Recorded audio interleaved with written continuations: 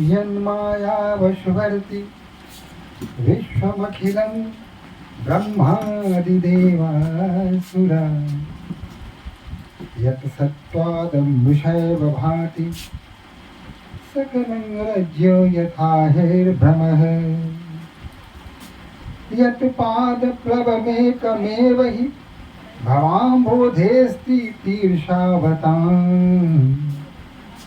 वन्देऽहं तं शेषकारणपरं रामाख्यमीशं हरिम्। कुन्द इन्दुसमदे उमारमण करुणायन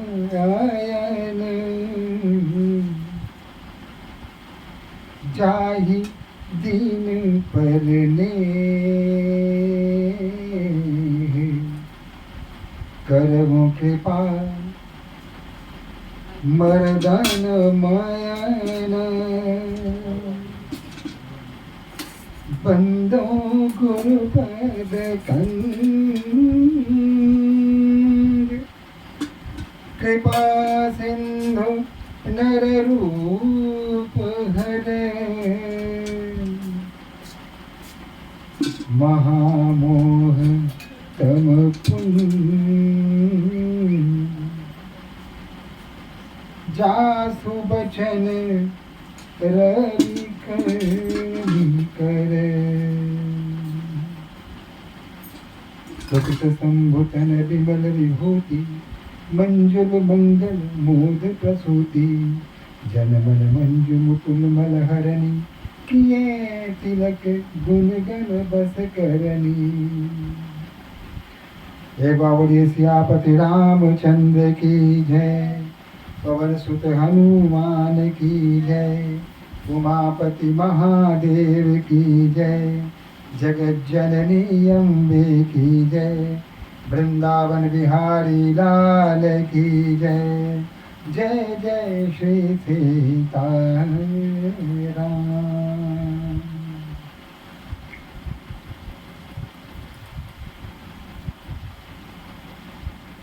मरु महाराज और मां सत्यरूपा कठोर से कठोरतम तप लगातार करती रही। पहले अन्न का त्याग किया, फल फूल कंदमूल आहार पर जीने लगी।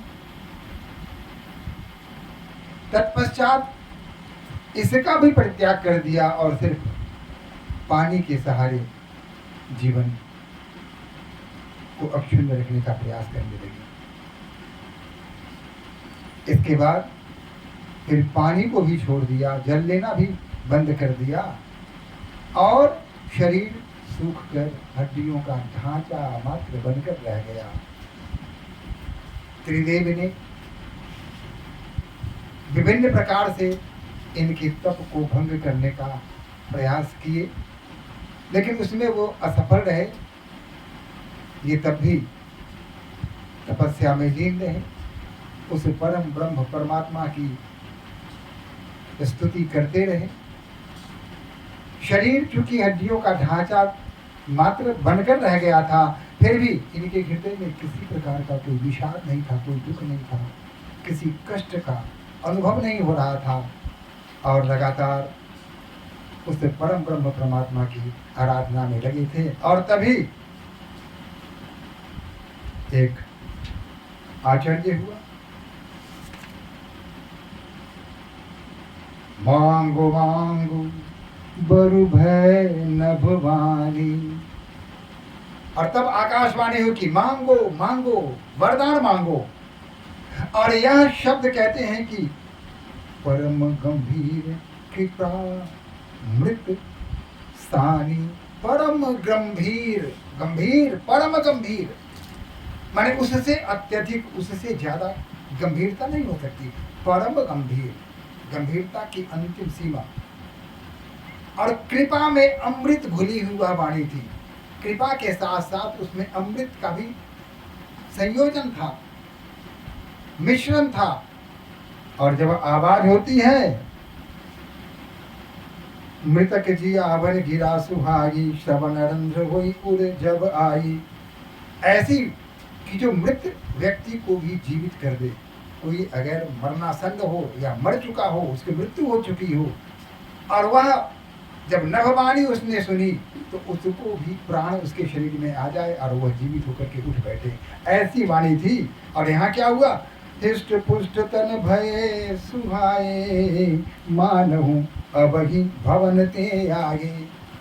और उनका शरीर हिष्ट पुष्ट हो गया, तंदुरुस्त हो गए, हड्डियों का ढांचा मात्र रह गया था उनका शरीर, लेकिन जीभी न पानी हुई, उसके सुनते ही उनका शरीर हिष्ट पुष्ट हो गया। ऐसा लगता था जैसे अभी अभी राजमहल से निकल के आ रहे हैं।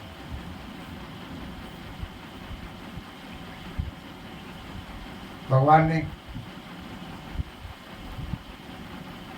उसी गंभीर वाणी में कहा कि बोलो, मांगो, क्या मांगते हो, वरदान जो मांगना है वो मांगो। कहा कि आप अपना दर्शन दे दीजिए। हमारी आंखें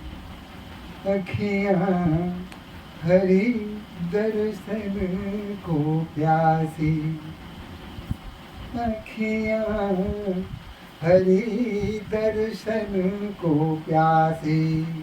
वही हरि, वही भगवान श्री राम, वही अनादि स्वरूप, वही अखंड स्वरूप, वही नित्य रूप, वही चिन्मय आनंद, वही सच्चिदानंद, घट घट के वासी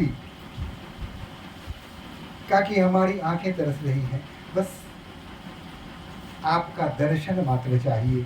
आप कृपा कीजिए, हमें दर्शन दीजिए। भगवान प्रसन्न हो गए।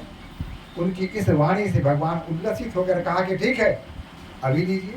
और भगवान साक्षात सामने प्रकट हो गए। सौंदर्य का वर्णन क्या कहें,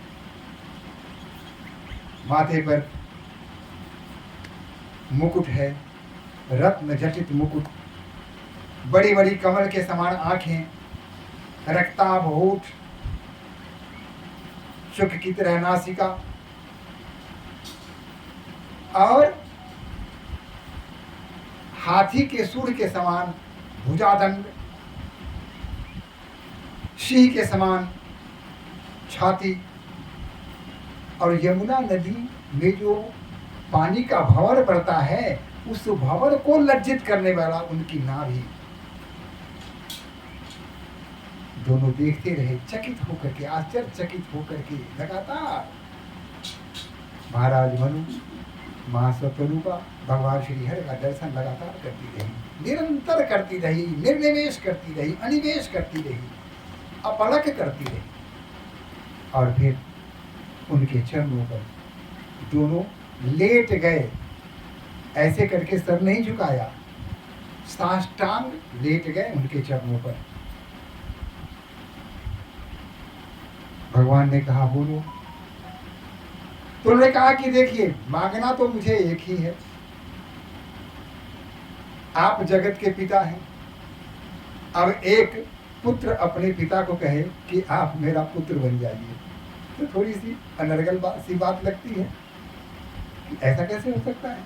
पिता पिता होता है, पुत्र पुत्र होता है। पिता का स्थान अपना है, पुत्र का स्थान अपना है, लेकिन पुत्र कह रहा है पिता को कि आप मेरा पुत्र बन जाइए। परम परम परमात्मा, परम पिता, उनको मनु महाराज कहते हैं कि आप मेरा पुत्र बन जाइए। बस यही एक अभिलाषा है। कैसा स्वरूप, कैसा दर्शन करना चाहते हैं? तो जो भगवान शिव के हृदय में जो स्वरूप है,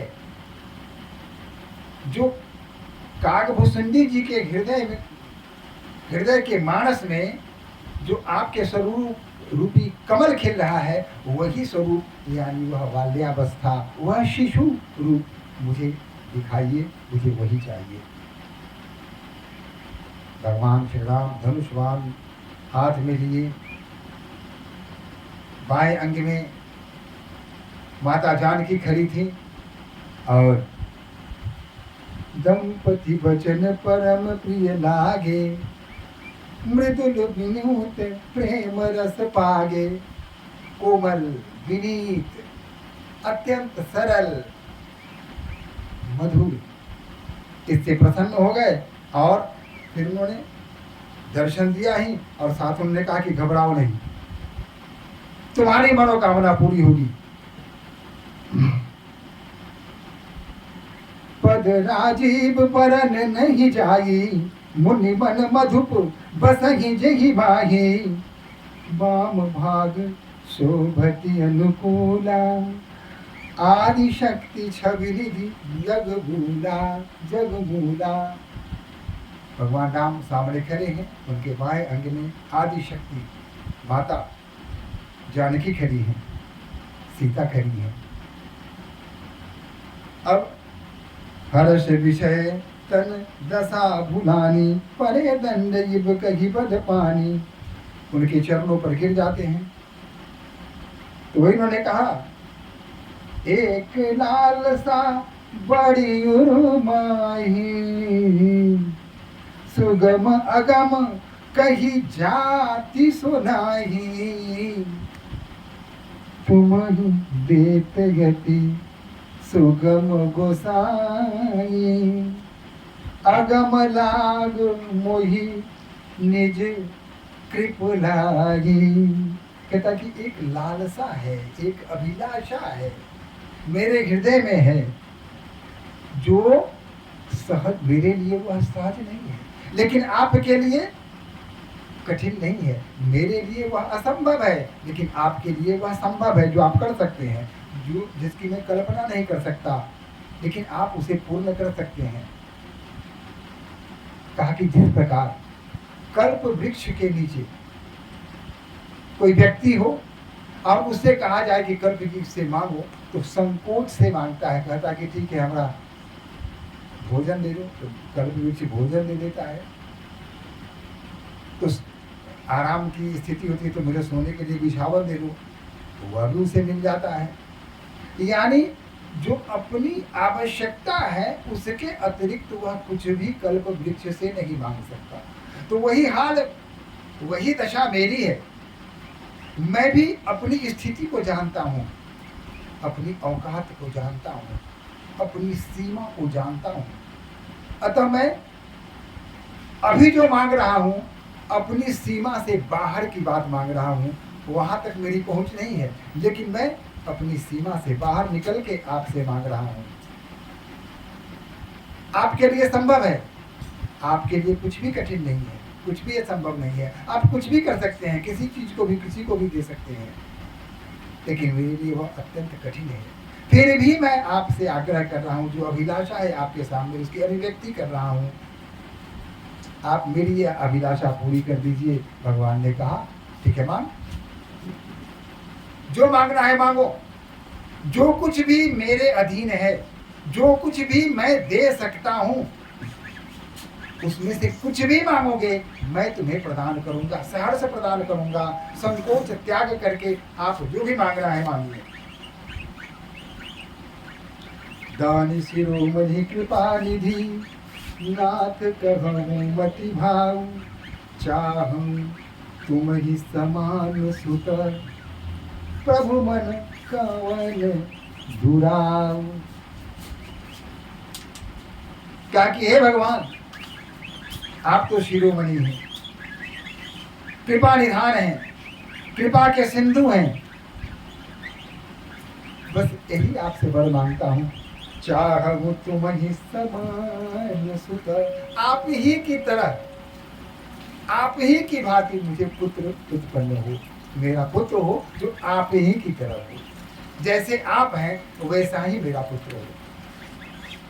भगवान ने अब यहाँ देखिए, उसने ये नहीं कहा कि आप मेरे पुत्र बन जाइए।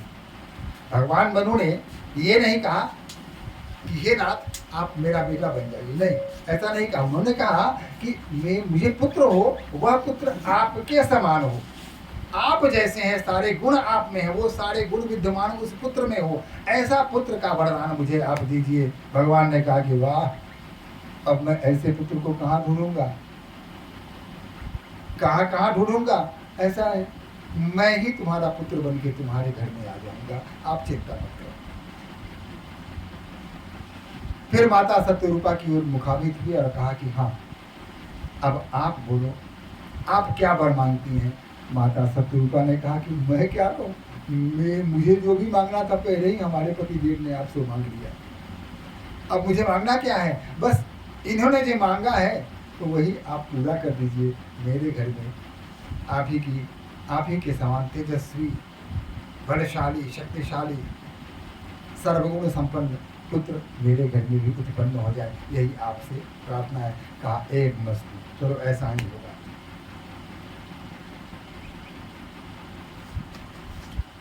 कहा लेकिन अब एक बात है कि मैं वहां उत्पन्न, माता ने कहा, शत्रुपा ने कहा, लेकिन मुझे यह ज्ञान होना चाहिए कि आप ही मेरे पुत्र हैं, मेरे पुत्र रूप में आप ही हैं, यह ज्ञान मुझे होना चाहिए। कहा कि यह ज्ञान भी होगा, लेकिन ज़्यादा दिनों तक नहीं होगा, उसकी एक अवधि होगी, उस अवधि तक आप जान जाओगे कि मैं कौन हूँ। उसके बाद फिर आपका विस्मरण हो जाएगा, आप भूल जाएंगे कि मैं कौन हूँ, फिर आप मुझे पुत्र रूप में स्वीकार करेंगी।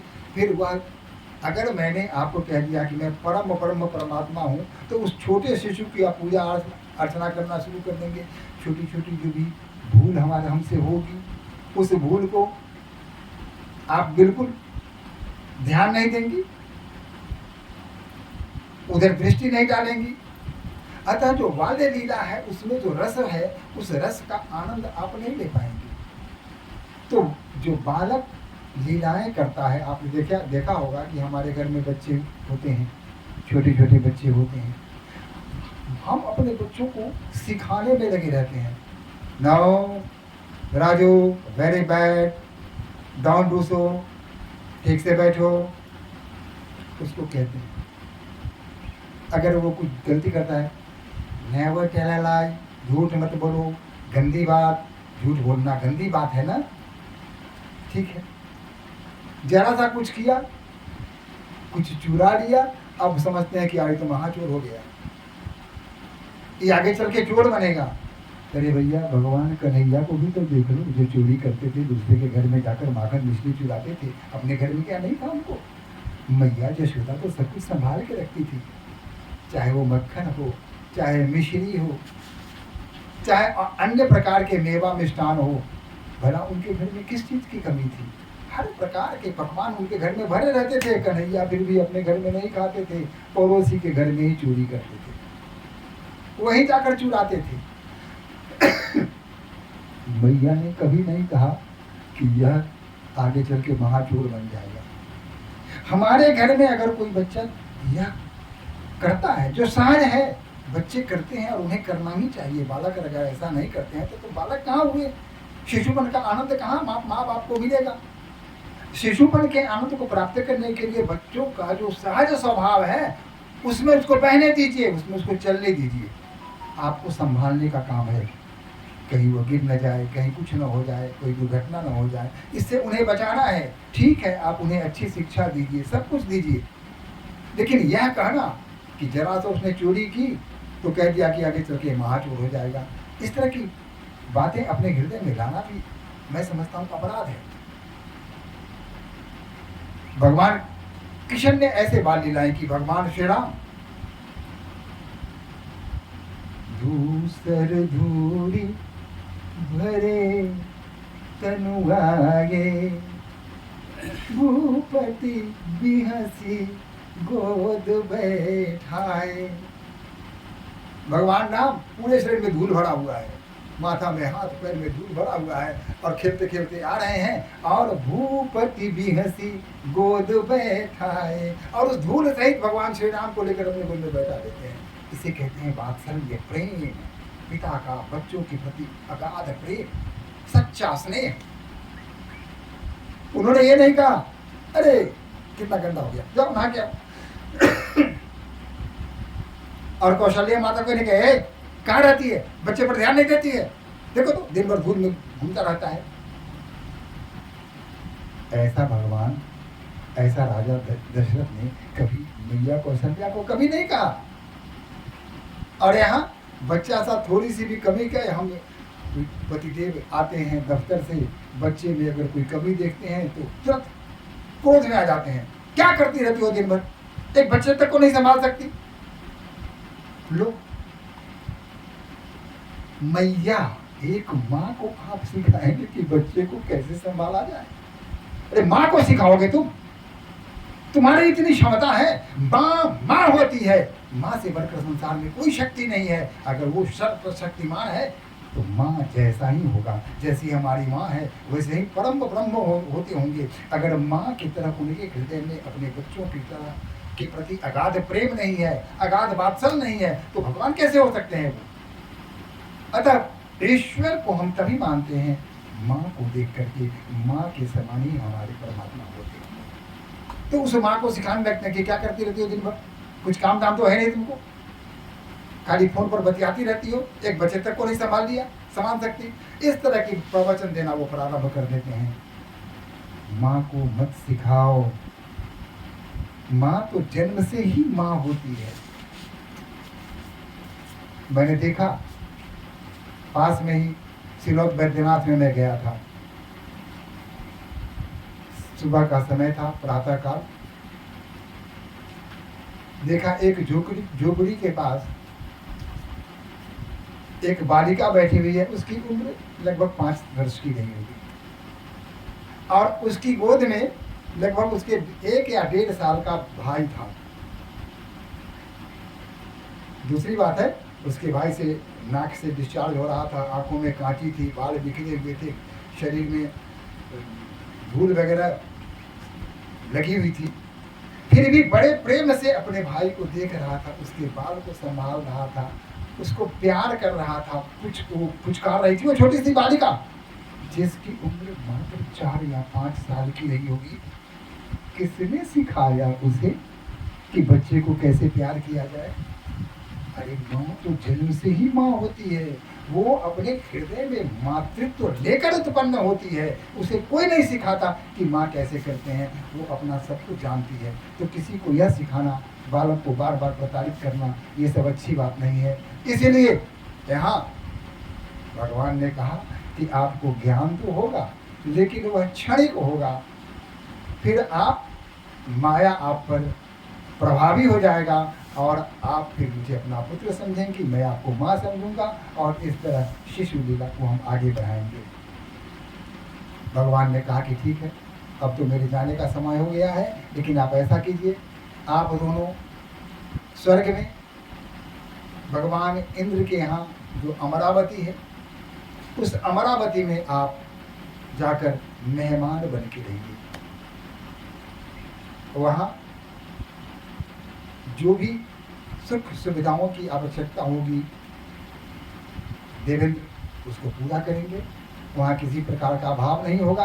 और फिर वहाँ से आप जब निकलेंगे तो फिर कौशलाधीश के रूप में आप अयोध्या में जन्म लेंगे, और वहाँ आप राजा दशरथ होंगे, और माता सत्यरूपा माता कौशल्या के रूप में आएंगी, और मैं आपके घर में प्रकट होऊंगा। यह कह के भगवान परमात्मा अंतर्ध्यान हो गए। फिर ये दोनों फिर वापस राजमहल में नहीं गए, वहीं रहने लगे और कंदमूल का आहार करने लगे, भगवान का गुणगान करने लगे, और इस प्रकार हंसी खुशी में हंसते खेलते उनका देहावसान हुआ, और वे दोनों वहाँ से अमरावती के लिए प्रस्थान कर गए। तो अगली कथा फिर हम आगे चलेंगे, लेकिन आइए पहले भगवान का भजन कर लें।